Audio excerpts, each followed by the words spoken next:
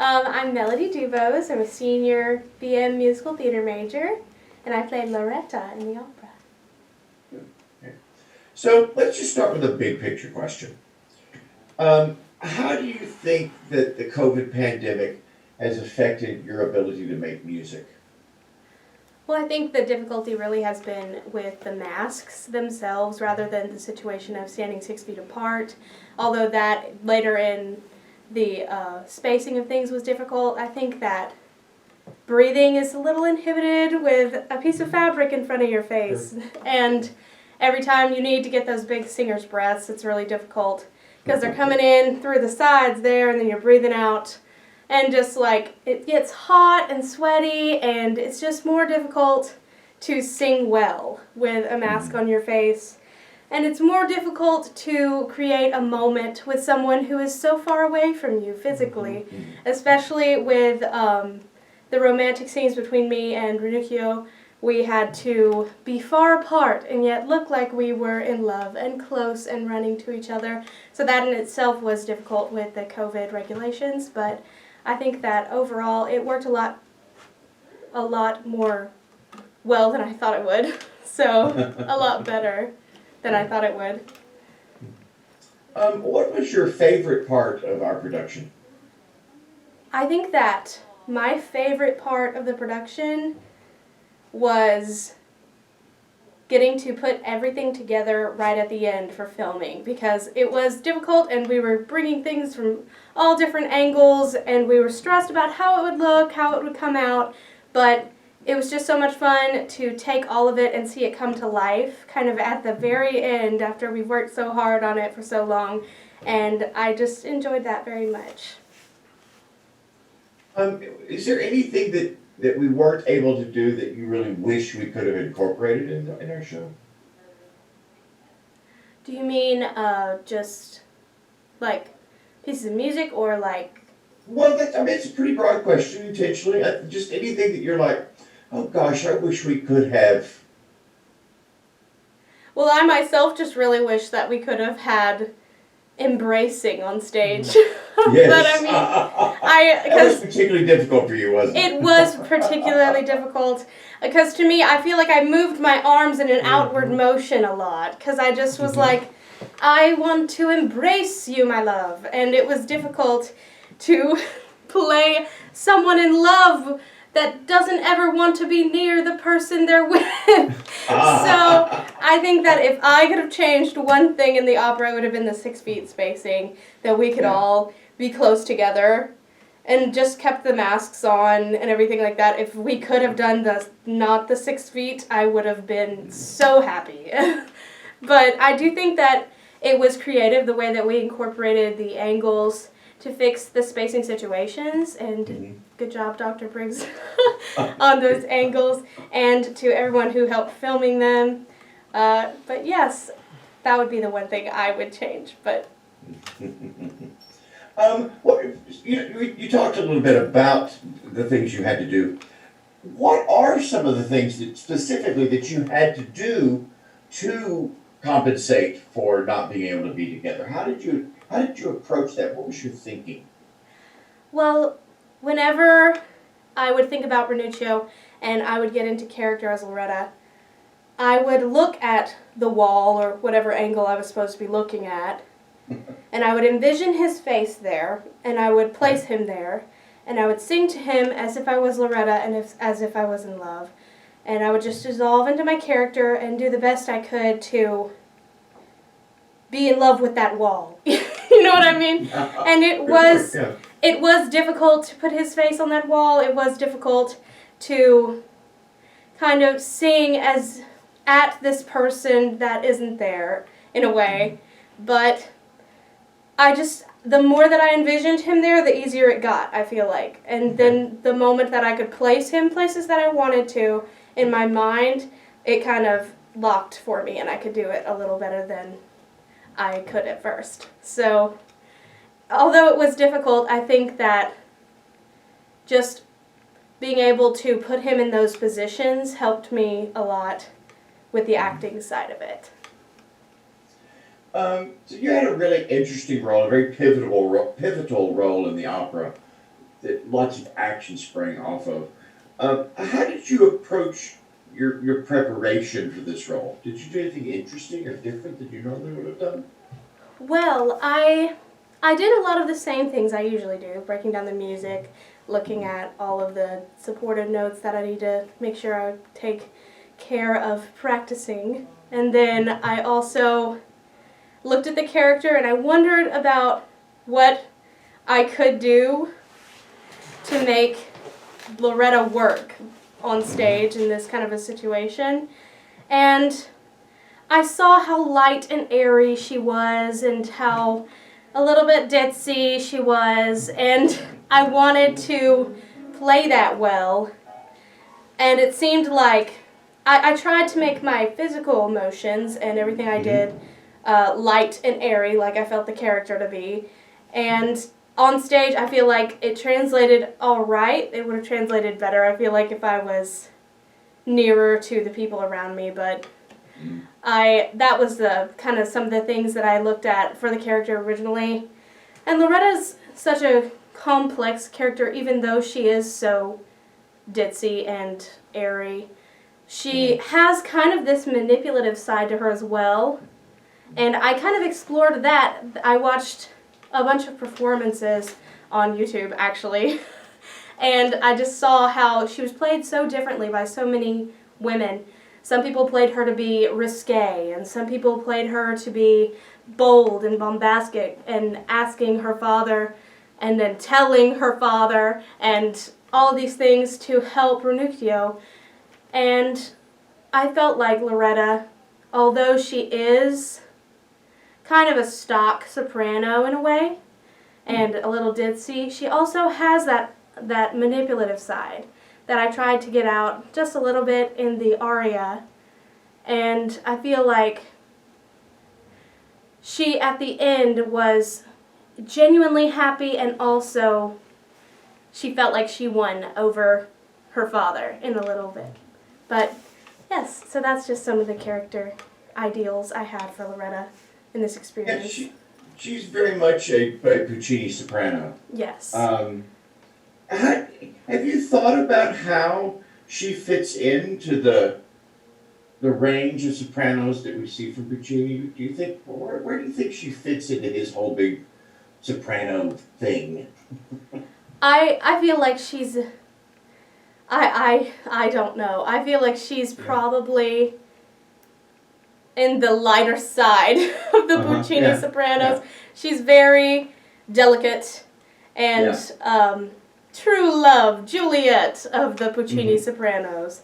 She bounces more dramatic and once you die. Yes, die. Yeah. Yes, the death, the tragic, bombastic, dramatic soprano is on this end, then Lauretta's going to be all the way over here. But I kind of found that a challenge for me in my own vocal study, because I tend to be dramatic in my performance, and this was kind of a specific challenge to that part of my voice, in not making everything so loud and in your face, and kind of being more of a light and airy soprano that I'm used to performing as. But I did enjoy it so much.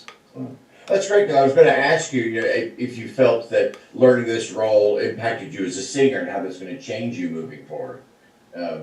Anything you want to add to that? You did really just address that. Well, I mean, other than like the vocal challenges of this role, I feel like the acting was also a challenge, because I am the opposite, I feel like sometimes, of Lauretta. I tend to be a very deep thinker. I think a lot about character, and I think a lot about people, and she just seems so free of the bounds of life.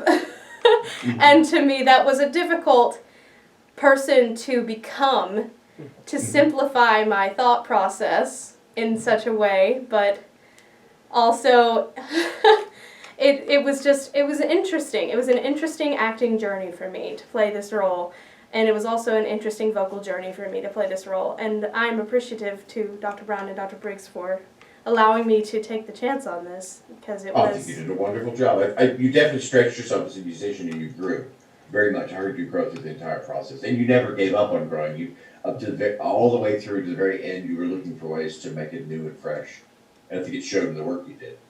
Thank you. I have a question, if I could. Okay, sure.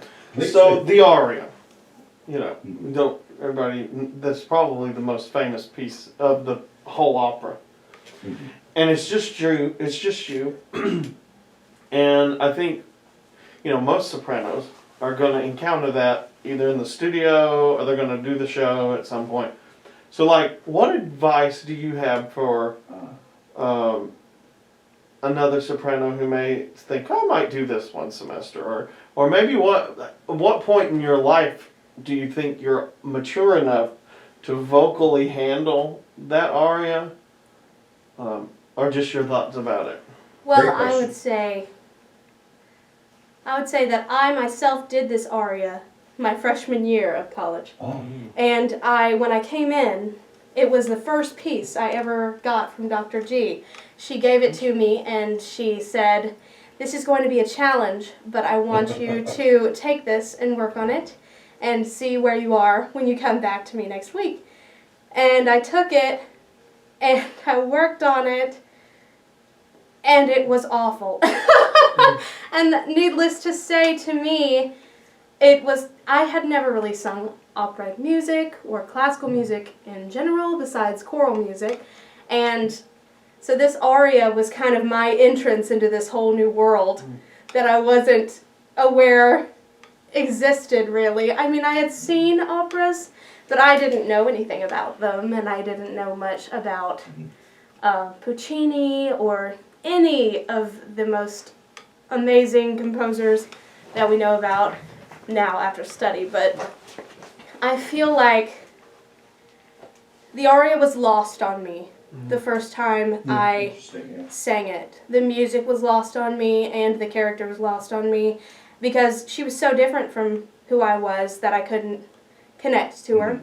And also the music, although beautiful, I didn't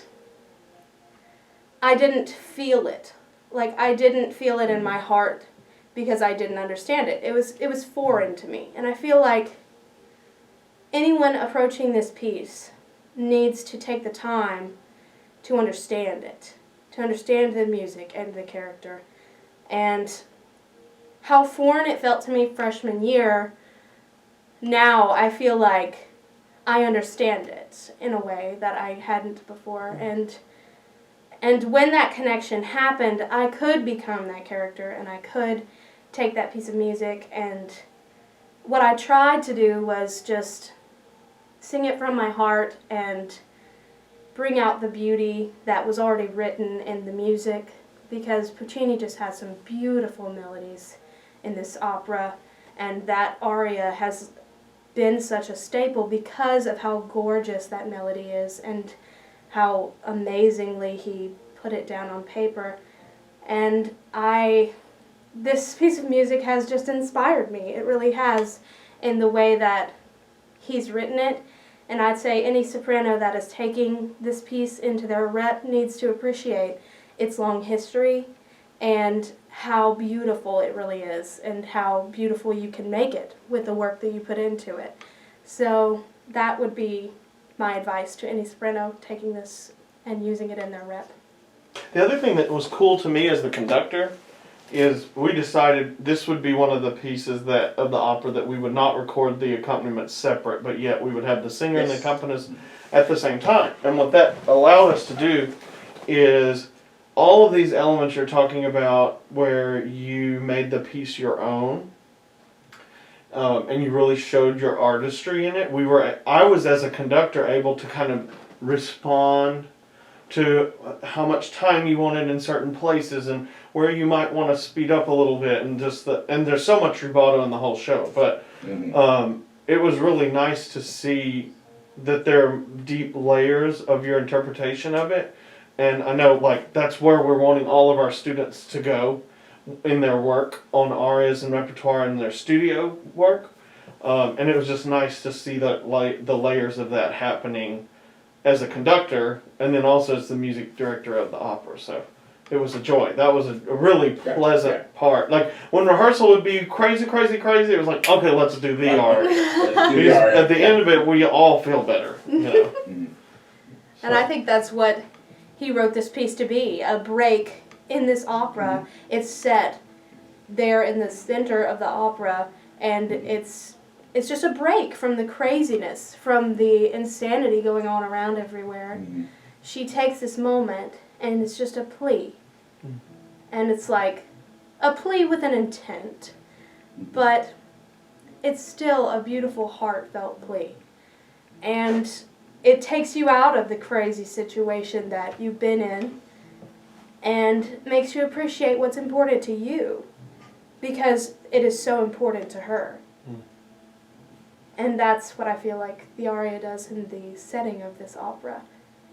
I mean, because everything around it's pretty like, cool. Very much very so. crazy, yeah. Very much So it is like, I mean, I totally feel that. I always felt like it's the first part of the opera is the tsunami wave coming in, then you have the aria, and then you have the tsunami wave going out. Yes, very much. So. Yeah, certainly. And you did just a lovely job with it. Thank you. If you could go back to March, beginning before this pandemic hit, is there anything you'd tell yourself? I would tell myself not to worry and stress as much as I did. Because when it happened, it just seemed like my life was falling apart. And all of my plans and everything that I had set up was going to just fall flat on its face. And I wasn't ready for that. And I didn't know how to move on past that.